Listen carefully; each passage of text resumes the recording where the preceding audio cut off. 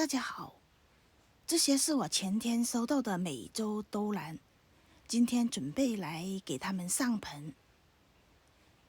在上盆之前，首先把这些水苔拆开。原来这些兜兰应该不是用水苔种植的，只是在运输的过程中，为了防止这些兜兰干得太厉害，所以裹上了这些水苔。拆下来的水苔，我准备再利用，准备在植料里面混合一些水苔来种植。这些水苔的质量虽然不是很好，但是应该是新的水苔，所以呢，还是把它们利用起来。或者有朋友有疑问，在利用这些水苔，怕不怕里面有虫子或者是其他的病虫害？我感觉应该不会。这些兰花在进入美国之前，应该有做过杀虫杀菌的步骤，也经过美国海关的检查，所以我感觉这些兰花应该是比较干净的。把水苔拆开之后，检查过它的根，感觉没什么大问题。加上天气比较寒冷，我就不清洗它们了。今天用的杯子是底下面打了洞，上面是没有打洞的。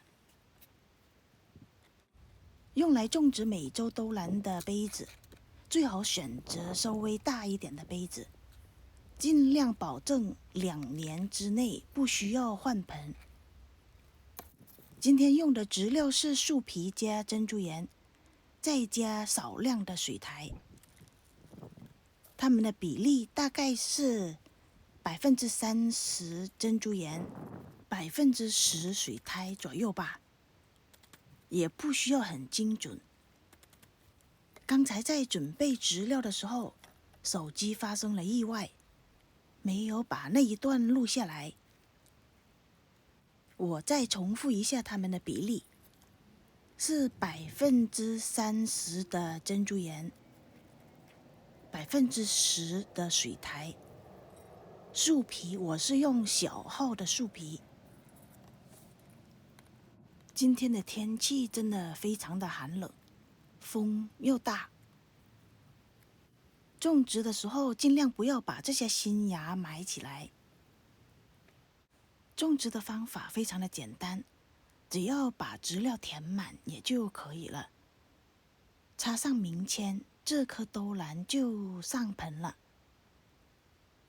南美兜兰的原产地是南美洲，它对温度的要求是温暖的气候环境，它不耐高温，在温度高于80华氏度，也就大概是25摄氏度左右的温度就最适合它的生长。温度太高，就应该把它挪进屋了。它既不耐高温，也不耐寒冷。冬天在60华氏度，大概是10摄氏度左右吧，就应该把它搬到室内。也就是说，在我这里的天气环境里，春天和秋天可以把它们搬到室外，夏天和冬天就需要把它搬进室内了。它对光线的要求也不高，中光就适合它的生长，也就是我们平常种植蝴蝶兰的光线。如果发现它的叶子偏黄绿色，就说明它的光线太强了。它对空气湿度的要求比较高，需要空气湿度是达到70%左右。而植株本身对水分的要求也非常的高，它要求植料永远是湿润的，所以我们在种植的时候，只要表面上的植料干了，就要浇水。它不像我们其他的兰花那样有一个渐干渐湿的循环过程。美洲兜兰不需要这个过程，也就是说，杯子下面的质料还是湿的，也需要浇水了。只要表面的质料有一点干，就要浇水。而且杯子底下面最好用一个托盆，托盆里面最好是放一点水。这些根看上去黑乎乎的，别以为这些根已经烂了，它就是这个样子。只要摸着还是硬的，也就是健康的根。兜兰是地生兰，所以用来种植的植料可以非常的广泛，可以用小石头，也可以用盆土，也就是我们平常用来种花种草的植料。看一下这些根，这些根都是非常健康的根，看上去毛茸茸的，摸着硬的，就是健康的根。也可以用树皮、泥炭土或者是水培种植都可以。美洲兜兰对肥料的要求不高，可以不施肥或者是少施肥。美洲兜兰的生长速度比较快，大概2年就可以分盆。分盆最好是在春天或者是秋天进行。由于它对肥料的要求不高，所以我们每隔2年就需要给它换一下植料。旧的植料经过2年也没有什么营养了。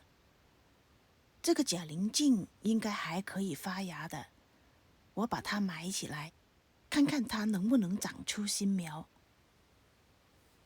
它的花期一般在春天，成熟的植株有的时候随时都可以开花。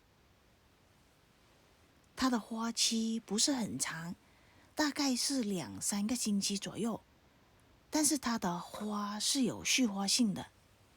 一支花梗它可以连续开好几个月的花。好了，所有的兜兰都已经上盆，现在就来看一下我是怎样给它浇水的。美洲兜兰在浇水的时候要特别的留意，千万不要把水浇到叶心或者是花茎里面，这样非常容易发生腐烂。浇水的时候一定要浇透。本来我是要给它泡盆的，只是今天的天气非常的寒冷，怕它们待在室外的时间太长了，会被冻坏。浇透水之后，我会把它们搬到室内，在托盆里放一点水，让它们慢慢的吸收。美洲兜兰没有什么其他的病虫害，就是比较容易招惹棉粉虱。如果发现有棉粉虱，可以用水兑酒精，它们的比例是1:1，然后加几滴洗碗液，对植物进行喷洒。好了，今天的视频就跟大家分享到这。我非常期待这2颗带花苞的兜兰，到时候再跟大家分享它们的美丽的花朵。